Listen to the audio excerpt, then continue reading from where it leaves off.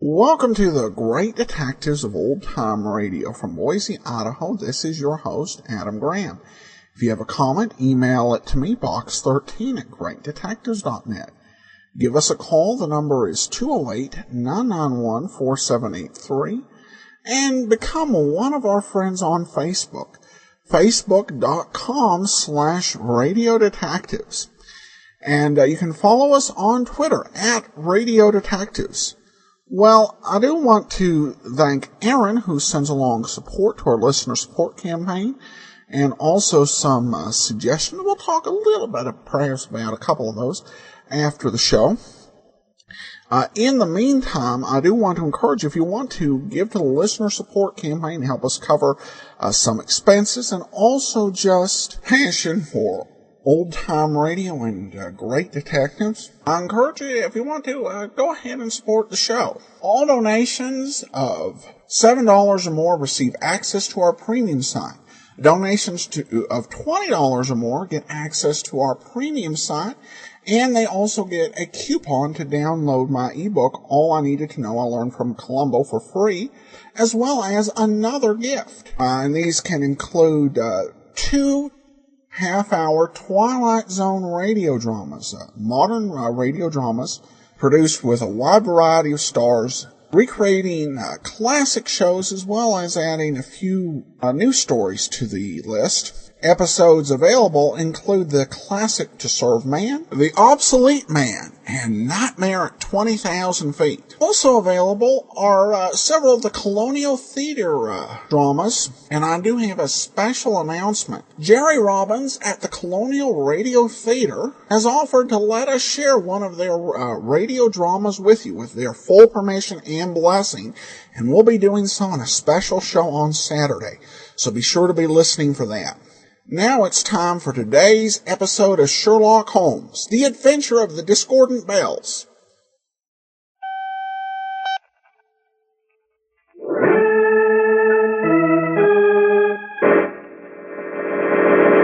From New York City, the makers of Clipper Craft clothes for men and more than 1,200 leading retail stores from coast to coast present that immortal character created by Sir Arthur Conan Doyle, the world's most famous detective, Sherlock Holmes, starring John Stanley.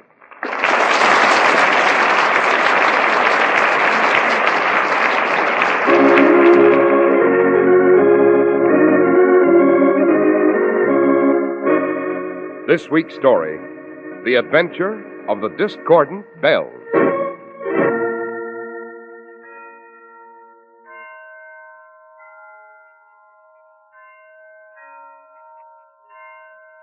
Listen to those bells, Holmes. Yes, Watson, the historic Blandford bells.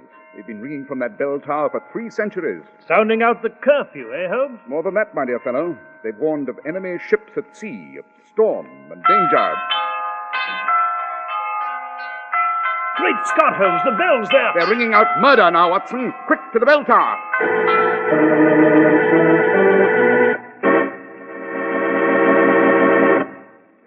Well, Dr. Watson, working late at your memoirs tonight, I see. Yes, Mr. Harris, and on a particularly fascinating adventure, if I may say so. I call it The Adventure of the Discordant Bells. Rather strange name, Dr. Watson. Yes, it is indeed, and rather a strange case. To this day, Mr. Harris, I cannot hear the sound of tower bells without recalling vividly the peculiar events of this remarkable adventure. And, Dr. Watson, you're going to tell us all about it. I shall, Mr. Harris, I shall indeed. But suppose you begin by telling us some of the facts about Clipper Craft clothes. Thank you, Doctor. You really ought to include America when you count your blessings on Thanksgiving Day, because America has made it so easy for you to afford the good things in life. No other country anywhere could give you suits that come near the superb quality of Clipper Craft at only $40 and $45. But at Clippercraft, such miracles happen every day when more than 1,200 of this country's finest independent stores from coast to coast concentrate their mighty purchasing power. That calls for enormous quantities of fabric. That keeps every last member of Clippercraft's great tailoring staff working on a full-time, all-year-round production schedule. The savings would make you gasp. That's why your Clippercraft suit of luxurious worsted costs only $45, and why so many millions are taking advantage of Clippercraft's superior values in expensive-looking topcoats and overcoats. Yes, compare Clippercraft with clothes selling for many dollars more.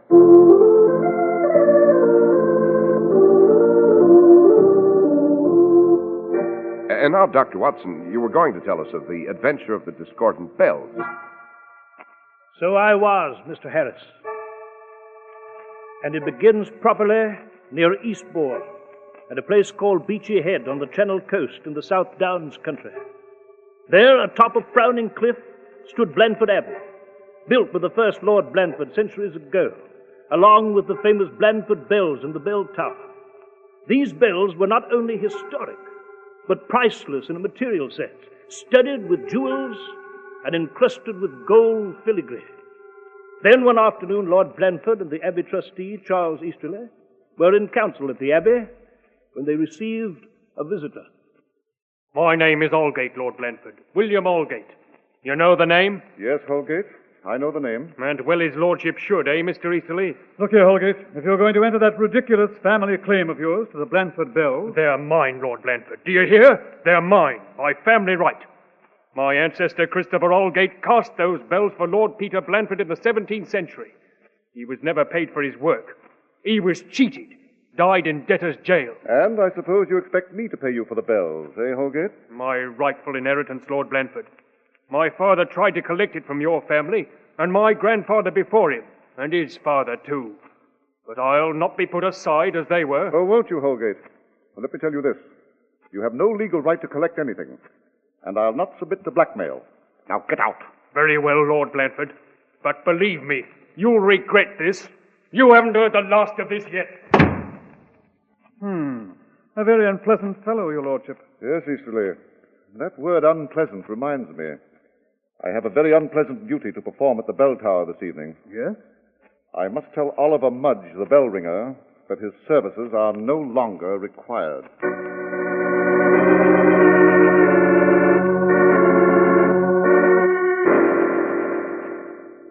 But why?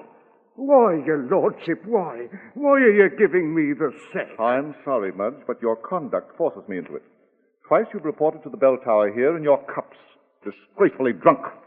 And 3 times you have rung the curfew late. But your lordship... I don't propose to argue the point, Mudge. Tonight you ring the bells for the last time. No, Lord Blandford, you'll not separate me from my beautiful children up there in the belfry. From father to son, my family has rung those bells ever since they was hung in the belfry. You can't give me the sack, you can't. I can and I will, Mudge. I've already engaged a new bell ringer, Alfred Riggs. He'll be here tomorrow to take your place. No, lordship, you lordship, no, please.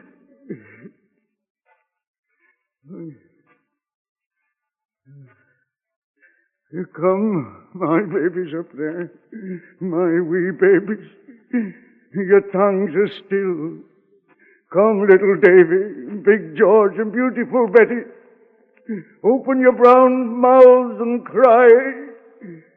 Come, Big George, awake.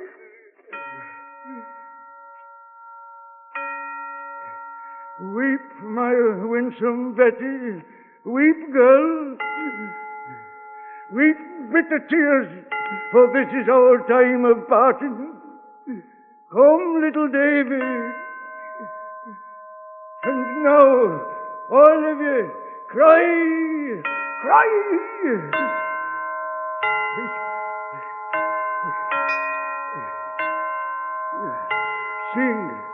Sing a sad song, my beloved ones. Higher and higher. Move your tongues, my babies. Move your tongues. Pour your tears from your throats. I'll have my revenge, I will, if they steal you from me. Oliver Mudge the bell ringer will have his revenge.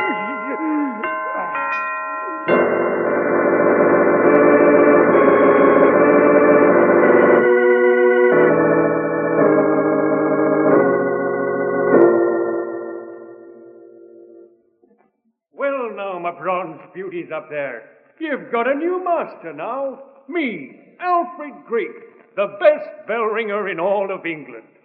Just as soon as I can light this lantern, we'll ring out the curfew and... Will you, Griggs? Who's that? Who's there? In the bell tower. Who is it? I can't see. Oh! No! No! Take your hands away from my throat. I can't breathe. Oh, please. No.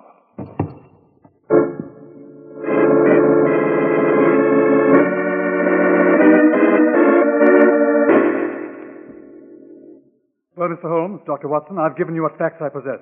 After the new bell ringer, Griggs, was found dead, and knowing that Lord Blandford was in mortal danger, I came post-haste to Baker Street here. I see. A very wise decision, Mr. Easterley. You say this bell ringer Griggs was found hanging from the center bell rope? Yes, Dr. Watson. And the official police, what's their view of this rather peculiar phenomenon, Mr. Easterley? Suicide. I see. But I take it you are not so sure. Well, Mr. Holmes, in view of Holgate's claim to the bells and the attitude of the original bell ringer, Oliver Mudge. Quite. It seems to me, Holmes, a man like this bell ringer might resent getting the sack enough to... We cannot spring to any conclusion at this time, my dear Watson. The first rule of investigation, ascertain the facts, then form the conclusion. Then you'll come to Beachy Head and look into this situation, Mr. Holmes? By all means. This particular problem has certain peculiar and bizarre facets that I find impossible to resist. Watson. Yes, Holmes? I believe there's a noon train for the South Downs country. We shall make it a point to be aboard. Right, Holmes. You will accompany us, Mr. Easterley? No, Mr. Holmes. I have some rather urgent business here in London that will keep me overnight. As you wish, Mr. Easterley. We shall meet you at Beachy Head tomorrow.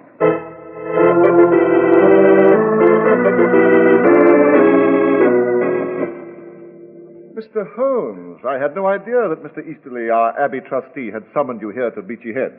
But now you have arrived, I bid you welcome. Well, that's very kind of you, Lord Blandford. And I must say it was a very pleasant journey. Lord Blandford. Yes, Mr. Holmes? A few questions, if you please. Well, of course. Do you believe the verdict of the official police that Alfred Griggs hanged himself? I have no reason to believe otherwise. What about the bells, your lordship? I suppose they will remain silent now? Not at all, Dr. Watson. For 3 centuries, the Blandford bells have rung every day. They have tolled their warning through the South Downs of danger, the call to arms, of public meetings for emergency. In calmer times, they have faithfully rung the curfew. And they will go on doing so. Indeed? How? The dead man's son, Peter Griggs, has courageously volunteered to step into the breach and replace his father. He will ring the bells for curfew tonight. I see. But now, Lord Blandford, where can we find the discharged bell ringer, Oliver Mudge? Well, I'm afraid you'll have some trouble there, Mr. Holmes. Mudge has disappeared. Disappeared, eh? Yes, the police visited his cottage yesterday and found the place empty. Significant, don't you think, Holmes? Perhaps, Watson, perhaps. And this man Holgate, the man who claims he owns the bells, where can we find him? He lives on Perrick Lane, just above High Street. Excellent. Come, Watson, we'll be off to Perrick Lane and have a few words with Mr. Holgate.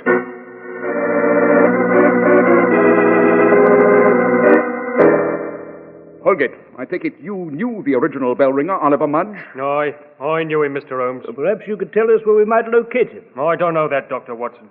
I mind my own business, I do, and I let Mudge mind his. And I presume your business is entering a claim to the Blandford bells. Aye. But they should be called the Holgate bells, Mr. Holmes. Yes, I understand you approached Lord Blandford with your claim on several occasions. Aye, so I have. I've approached his lordship. He's thrown me out of the Abbey every time he has. And Mr. Easterley? I presume you talked to him, too? I've done that, too. But him and Lord Blandford, they're 2 peas in a pod. And here I am, with not a shilling, and those bells up there worth a fortune. Well, I must confess, Holgate, I can understand your feelings in this matter. Aye, and they'll not take down the bells. They'll keep 'em up in the tower. Well, let 'em, says I. They won't sound a note, what with Alfred Griggs dead. They'll not ring now. On the contrary, Holgate, they will. Eh? What do you mean? The dead man's son, Peter Griggs, has volunteered to stand by as bell ringer. I see. Young Peter, eh? Exactly.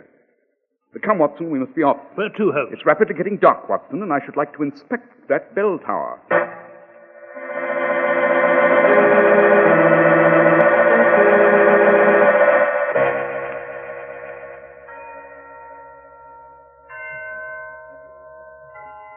Holmes, Yes, Watson. where in blazes are we? No, it's so dark I can't see a thing. We're very near the bell tower, Watson. In a few moments we shall pass through the Blandford graveyard at the rear of the abbey and thence to the tower. Graveyard indeed. I must confess it goes with the mood of those bells. Listen to them toll. Yes. Mournful, aren't they, Watson? Eerie is more like it, Holmes. It sounds as though they're ringing out a funeral in the night. Obviously they are. Young Griggs has taken this opportunity to ring out a requiem for his dead father. Well, I wish he'd changed to something more cheerful, Holmes. That blasted tolling is beginning to get on my nerves. Holmes, great Scott! Listen to those bells! Yes, Watson, something's gone wrong. Sounds as though young Griggs has suddenly gone mad. Quick, no time for talk now. To the bell tower.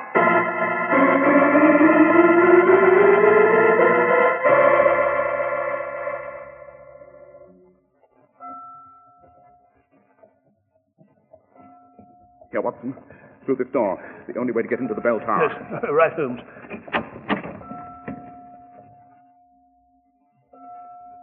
Holmes! Look! It's Peter Griggs. The bell ringer. Yes, Watson. Hanging by his neck on the bell rope. Swinging back and forth. Like a grotesque pendulum.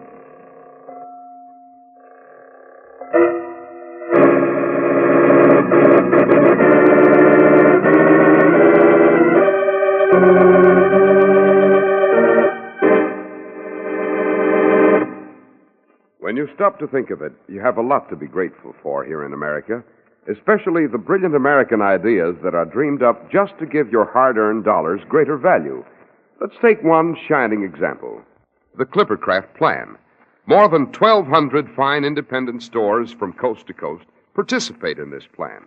And it would stagger you to know how much money Clippercraft saves on production and distribution costs. But it is these very savings that make it possible for Clippercraft to give you the finer quality of expensive-looking top coats or overcoats for as little as $40 to $47.50.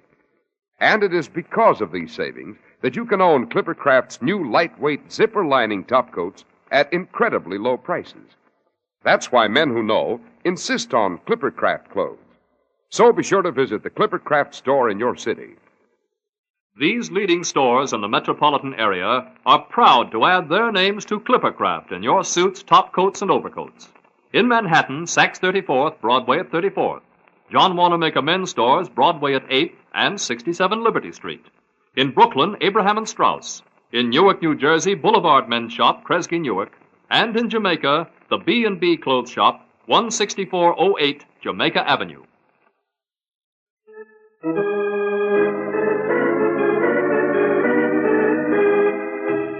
And now, let's return to our story, Dr. Watson. Well, Mr. Harris, Holmes and I stood there for a moment, spellbound in horror, watching the limp figure hanging by the neck sway back and forth, in a wide arc in the bell tower, for all the world like a gruesome human pendulum. We'd seen no one enter or leave the bell tower. Then, while I held the bell ringer's lantern high, Holmes seized young Griggs's body and gently brought it to a stop. Then he pointed out, Watson, this door is the only entrance or exit to the bell tower. Yet this bell ringer was strangled and hung upon that rope not 1 minute ago. Holmes, you mean... I mean that the murderer may still be in this bell tower. What? Watson, you have your service revolver with you? Yes, I took it along, Holmes, but... Give it to me. But why? Quick, Watson, your revolver. Holmes, what are you going to do? Hold that bell ringer's lantern high, Watson. I intend to climb that ladder and have a look into the belfry.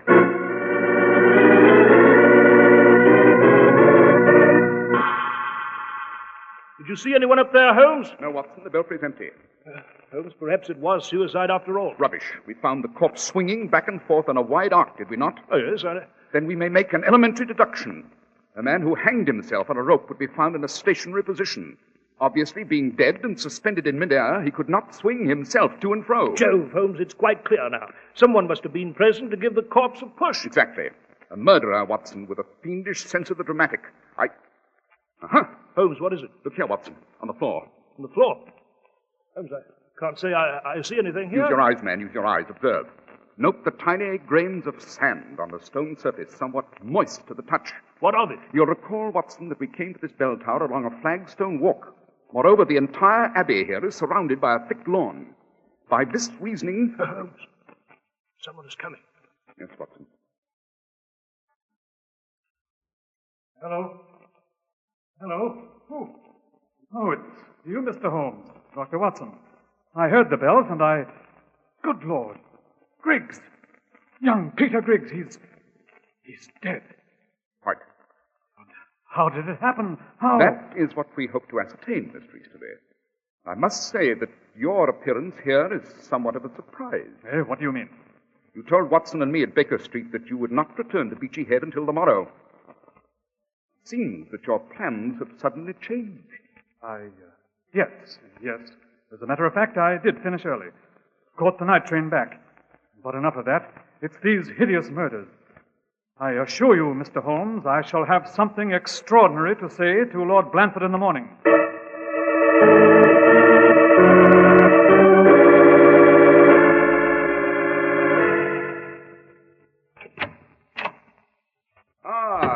Up at last, eh, Watson? Oh, good morning, Holmes. You seem to have left the hotel early. I did indeed, Watson, and after reinforcing myself with an excellent breakfast of kippers, scrambled eggs, toast and marmalade and tea, I took the liberty of examining the Abbey premises in broad daylight. And particularly the bell tower, I suppose. On the contrary, Watson, I studiously avoided the bell tower. At the moment, surrounded by a crowd of the morbidly curious, and the local constables hard put to keep the onlookers at their distance. For my part, I found the graveyard adjacent to the tower far more interesting. You did? Why, Holmes? The stones and the main mausoleum itself are built entirely of sandstone and house the last remains of the Blandford family far back into antiquity. After that, I visited the bank and exchanged amenities with several of the local tradesmen. Oh, dash it, Holmes, you sound like a tourist with a Baedeker. After all, we're dealing with murder here, you know. Come in. Mr. Holmes? Dr. Watson? Yes? My name is Whitford, sir. Coachman in the service of Lord Blandford. Well? His Lordship requests your presence at the Abbey, sir, on a matter of urgent importance.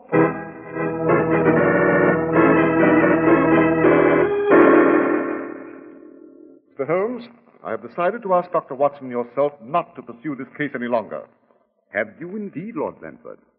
May I ask why? I do this only at the earnest recommendation of Mr. Easterly, the Abbey trustee. He insists that I close the Blandford bell tower. Remove the bells. You mean silence them forever, your lordship? Yes, that's exactly what I mean. Rather sudden decision, I must say. True, Mr. Holmes, true. But these tragedies, they've been too much. We've just been forced to rope off the grounds to keep the morbidly curious at their distance. The bell tower's become a house of murder. Death. What is it, Mr. Holmes? What are you staring at? Watson, allow me the use of your pocket handkerchief. Of course, Holmes. Lord Blandford seems to have a red smudge on his left shoulder. Came off quite easily. Oh, really, Mr. Holmes? Oh, forgive the interruption, your lordship. That smudge was a jarring note in an otherwise fastidious appearance. Pray proceed. You said you were going to... What? Great heavens. Holmes, listen. The bells. Yes, Watson. It seems that the tower has a new bell ringer after all. Oh, I don't understand it. Who could be ringing those bells? Suppose we hurry to the bell tower and see for ourselves, your lordship.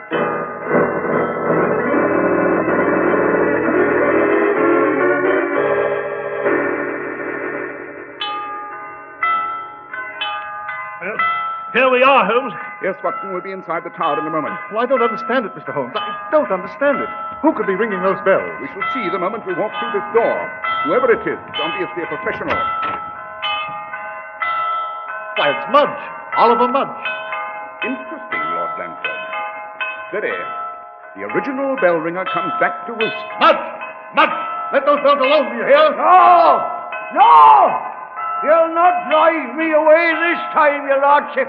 You'll not drive me away from my children. I heard you were going to take them down from the tower, but I'll not let you do it. Will I, my children? Not I order you to drop those bell ropes. Oh, my babies! Open your bronze mouths! Ring, sing, cry into the countryside! They'll never take you away from me, will they now?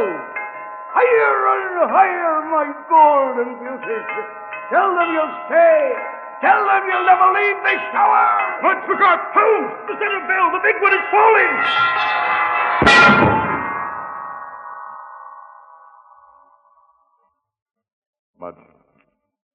Mudge.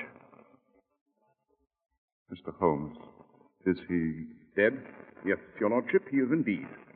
That heavy bell hurtling downward hit Mudge a solid blow, killed him instantly. Holmes, what the deuce is going on? This is the third time a man has been struck down in this tower. Holmes, where are you going? Up into the belfry, Watson. And this time I hope to find some very pertinent answers to this hideous riddle.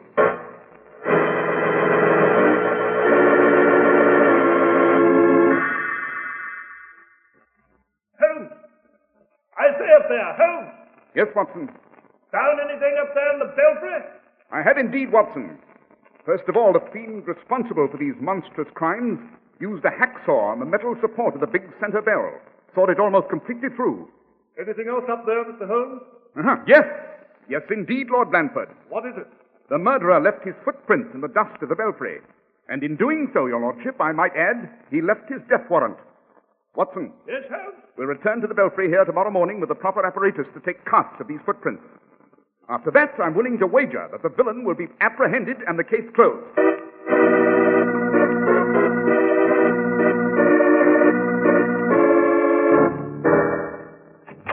Well, Holmes, where the deuce have you been all evening? You've been gone from the inn since late this afternoon. I've been making the rounds of every pub in Beachy Head, Watson. Every public. In the name of heaven, Holmes, why? Not to quaff the native ale, I assure you, Watson, but rather to disseminate gossip and spread news. By this time, my dear fellow, there's not a man, woman, or child who does not know those footprints in the Tower belfry. Yeah, but dash it, Holmes, you warned the criminal that we're going to take casts of his footprints tomorrow. Precisely, Watson. And that's why you and I are going to visit Blandford Bell Tower tonight. Holmes... I mean, the fiend of the bell tower will be there tonight to wipe away the evidence before we get there in the morning. But we shall steal a march on him, my dear fellow. We shall be waiting there in the dark of the night to meet him.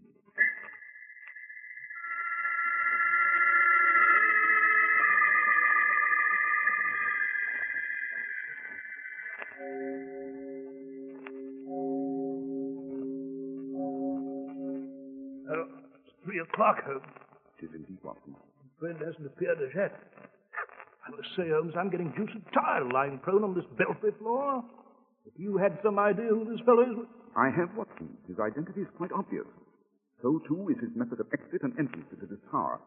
And so is his motive for these hideous crimes. Well, then, dash it, Holmes, why don't you tell me? Watson, quiet. Holmes. Our friend is alive, Watson. You have your revolver ready? Yes, Holmes, I have. We'll be climbing the ladder up here to the belfry in a moment. Here he comes up the ladder. Yes, Watson. Shrink back against the wall. Yes.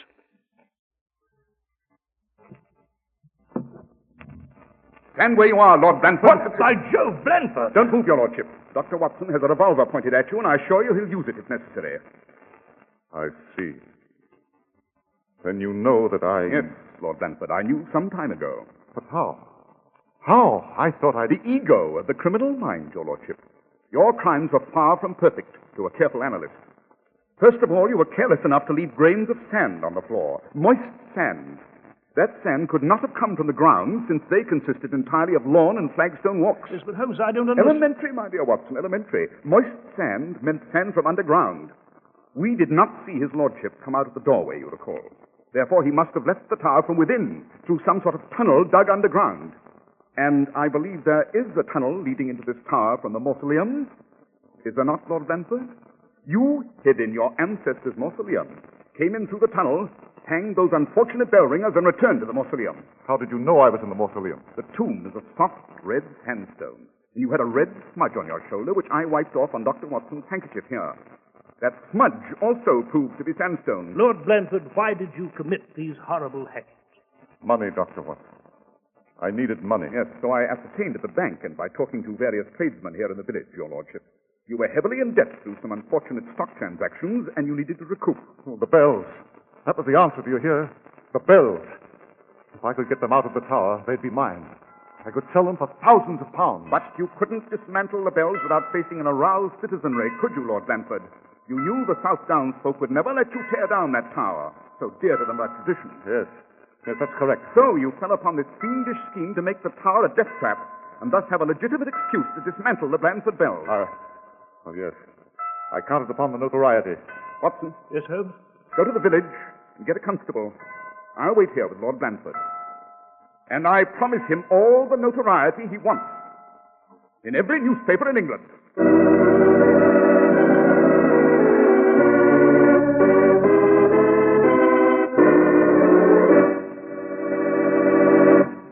Well, Dr. Watson, that certainly was an exciting adventure. Yes, Mr. Harris. I might add here that Holmes was true to his promise. Lord Blandford's photograph appeared in every newspaper in Britain, and he was speedily sentenced and sent to the gallows. And the Blandford bells, Doctor? As far as I know, Mr. Harris, they are still ringing out the curfew at Beachy Head to this very day. I see. Well, what about next week's adventure, Dr. Watson? Well, next week, I shall relate to you the case of the well-advertised murder. It concerns a woman's desperate fight to keep from becoming a homicidal maniac.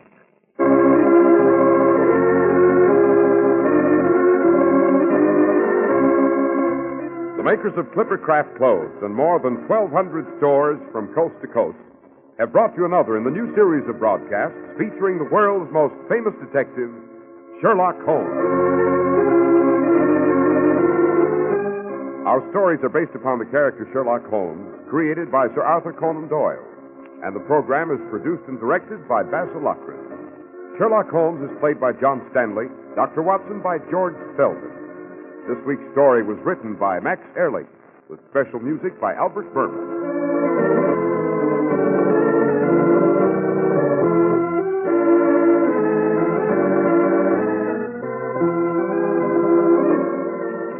If you don't know your Clippercraft dealer, write Clippercraft, 200 Fifth Avenue, New York City.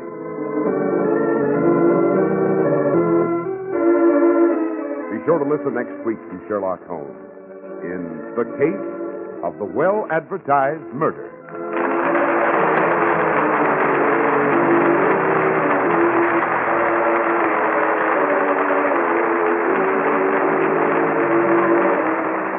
Cy Harris speaking for Clippercraft Clothes. This is the Mutual Broadcasting System. Stay with us for Behind the Front Page with Gabriel Heater, which follows in a moment. Welcome back. You know, there are many companies that knew how to do advertising and connect with an audience during the golden age of radio. Clippercraft Clothes, unfortunately, was not one of them. I was listening to that ad, when they started at the beginning where they were kind of talking about Thanksgiving and things to be thankful for. And I got a warm, fuzzy feeling like, well, this is nice. Maybe I should have played this around Thanksgiving. And then I learned what Americans needed to be grateful for was America, because it gave them the opportunity to buy inexpensive clothes. And that kind of ruined it. I get 3 years after World War II, there was a lot of rationing. So clothes may not have been available as inexpensively, and there was a lot of rationing going on, and that was over from the wartime. But still, I don't know quite how that would have connected with audiences back then. I would think, particularly if I'd had much of an impact had on my life due to the war, I'd probably be more, even a few years later, thankful that to have family and friends at home, and the cheap top coat would probably not end up in the top 10. And the plot itself, kind of average. I'm just looking ahead because they usually do a fairly good job when they adapt the Arthur Conan Doyle Sherlock Holmes story, and we've got a few of those coming up this season, so I'm looking forward to those. So We do turn out listener comments and feedback. Aaron sends along some great suggestions for the show. I'm gonna adopt two of them. I won't read through all of them. There aren't any bad ideas here. Just some that work kind of with my personality, and some that don't. A couple things that he suggested: offer a chance to sponsor the intro on the show one day, and the sponsor could call in and record part of it themselves. That's a good idea. So I've added that as an option at Aaron's suggestion. That is optional. So if you give $100 or more now, or if you've given it on one of the previous days and you'd like to do it, you can go ahead and briefly introduce one of the programs. So I might say, this is Adam Graham in Boise, Idaho, introducing today's episode of Sherlock Holmes, The Adventure of the Discordant Bell from November 21st, 1948. Aaron also suggests, I listen to several other podcasts, and some are asking listeners to tell a friend. The pitch goes something like this: we appreciate your support of the show, and since you like it, please tell a friend to help the show grow. And good idea, and I'll try to remember to do that every now and again. I know some folks already do, but it definitely helps the show grow, and people have greater opportunities to be able to listen and to enjoy it. So if you know any friends you think might be interested, let them know. They can go to greatdetectives.net to subscribe. And Aaron, thank you so much for all your suggestions, and I appreciate all of them and the time you took to get those together. Michael emails in, and he says he offers recommendations for a couple of shows. On a side note, two shows I would recommend are Crime and Peter Chambers and The Voyage of the Scarlet Queen. I know that Scarlet Queen doesn't strictly fall into the detective genre, but it falls into shows or stories that are essentially detective stories that aren't portrayed by detectives. Pat Novak and Pete Kelly's Blues are in the same boat. Very clever pun there. Walter Mosley's Easy Rollin' stories fall into that camp as well. His character Easy is not a detective, but the story is. Well, I'll tell you regarding Scarlet Queen, some of the episodes really resemble detective stories. Some are really just straight adventure stories. On one, they land on an island, they're kidnapped by a villain who they know who it is, and they've got to deal with a hurricane. Not really a detective story there. But I've heard from three listeners interested in Voyage of the Scarlet Queen. And I'll listen to you as we get more feedback in. We've got a strong interest of this series, particularly once we get through some more of the stricter detective mystery shows. I'll give some consideration to that. If we've got listeners saying, play Voyage of the Scarlet Queen, and it's a show the listeners love, it's a show the host loves, I think we gotta take a look at it. But probably not for a couple of years yet. Like I said, I will keep it under consideration, and I'll continue to listen to the feedback listeners provide. And I still hold out some hope we might end up doing an old-time radio adventure show, where we might, say, go through one adventure series at a time. And if we did that, I can tell you that Voyage of the Scarlet Queen will be right near the top of the shows we would do. So I will keep listening to you guys on that. And thanks for that feedback. It goes on to say, another one I'm not a fan of are slow-moving documentary-style police shows that relay the story but don't have a sense of detection, or don't make the listener question what next. Some of these are crime dramas without much of a sense of drama. Peter Chambers, from the few I've heard, he's a classic hard-boiled detective. The plot seems to work well, too. I also like that Hammer Guys. But all the ones I've heard, the audio is fairly rough.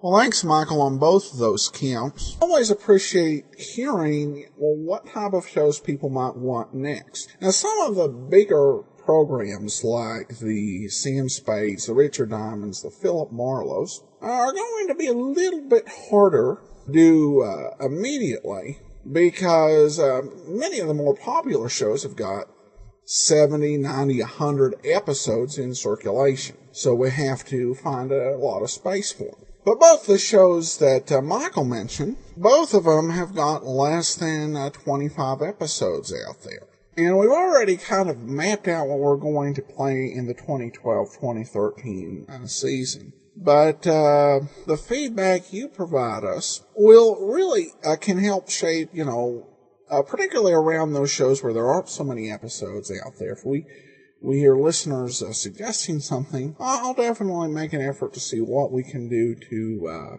get them in the next year's rotation of shows for the shorter shows we do. All right, well, thanks so much. Appreciate your comment, Michael, and we will we will be back on... Oh, I almost forgot one point. Regarding boring police shows, I want to assure you I'm definitely not a fan of the boring programs. In fact, when I discussed doing police procedurals on the show, there aren't a whole lot that are real, true detective shows. I've identified a grand total of 4, that are, I think really would fit in fairly well with our program. And I think most of the others, there's a lack of dramatic tension, and we oftentimes don't even get to see the good guys in action consistently. The only one of those series that I really like that's more crime drama as a procedural is This Is Your FBI, which is just so incredibly well done, acted, and directed. And I absolutely love the series, even though that's not usually the case with those sort of procedurals. So I definitely will avoid those type of shows. All right. Well, that's all for now. See you tomorrow with yours truly, Johnny Dollar, and then join us back here on Thursday for Sherlock Holmes. In the meanwhile, send your comments to Box 13 at greatdetectives.net. Follow us on Twitter at Radio Detectives, and give us a call, 208-991-4783. But from Boise, Idaho, this is your host, Adam Graham, signing off.